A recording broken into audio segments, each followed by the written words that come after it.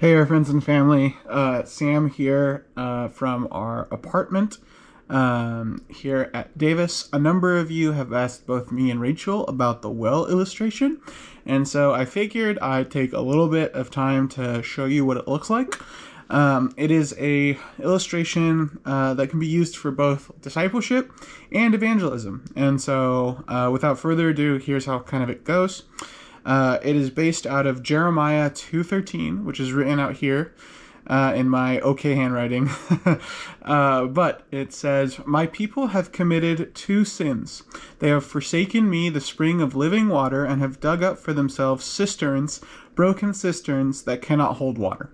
And so you'll see here that there are a bunch of like small little things that are also drawn on the page here. So here there's the spring, and then there are these three little circles that are to represent cisterns.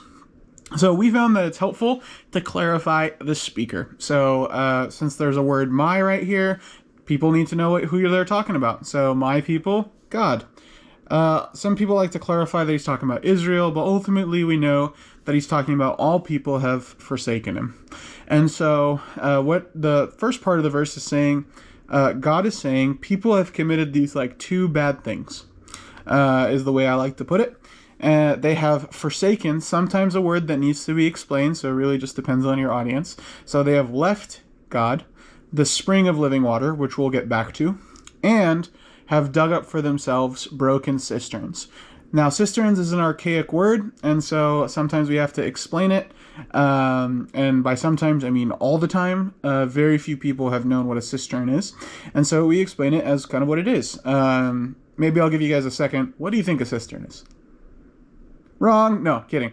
It is a hole that you dig up in the ground, and then you surround it with clay. And then you fill it up with water. So it's almost like a reservoir.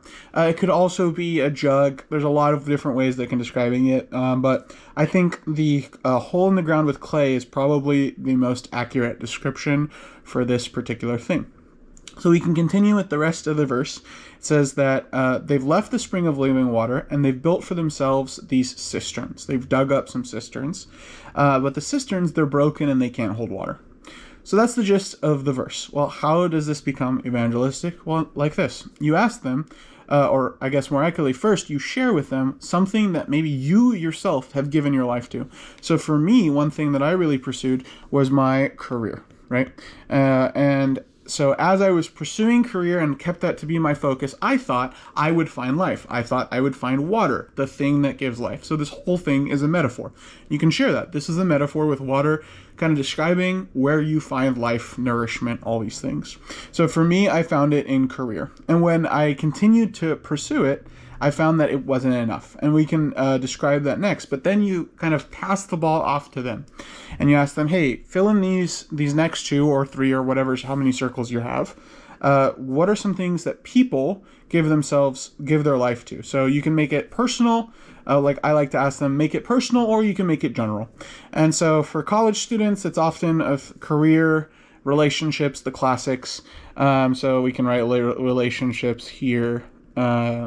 But you can also have other things like money or security or pleasure, or all these things can be mentioned. And so some of them can be good, some of them can be bad per se. So we kind of look at these things and we look at the cisterns. Now we come back to it and you share how the thing that you thought would give you life was kind of broken. So we can go back to the water. I like to use the kind of same colored pen. I'll be like, yeah, as I was pursuing career, I found that it was actually, I would have to continue to give myself to it. And I was actually looking for approval. And when I didn't get that approval, I found that I wasn't getting life. And so this thing that I was continually trying to find life in, try to put life in, was actually seeping. And then you walk through some of the ones that they did. So let's say they said relationship. You ask them, what are some ways that relationships have let you down or people down? And they usually give you a few answers like, yeah, people have unreasonable expectations, or I'm the only one putting any effort in the relationship, and all these things. And we find that this is broken, as well as money, and so on and so forth. You'll find that any cistern we say outside of God is broken. I have had a conversation with God in the cistern. It is very interesting, because then usually you get a really, really deep conversation.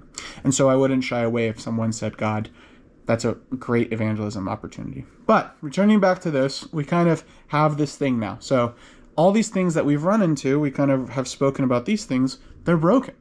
They can't hold water. And we have abandoned this like stream that's right here. And so this is where we get to bring in the gospel. And so we get to say Jesus actually calls himself the living water in John 4. He says, whoever drinks of him will never thirst. And so this comes back now. Jesus is this opportunity for us to stop going to these things and to return to God. And some people like to say these things innately aren't bad. In fact, Jesus has restored some of these things for them. But it's this kind of like opportunity to return to the stream that never, ever is empty.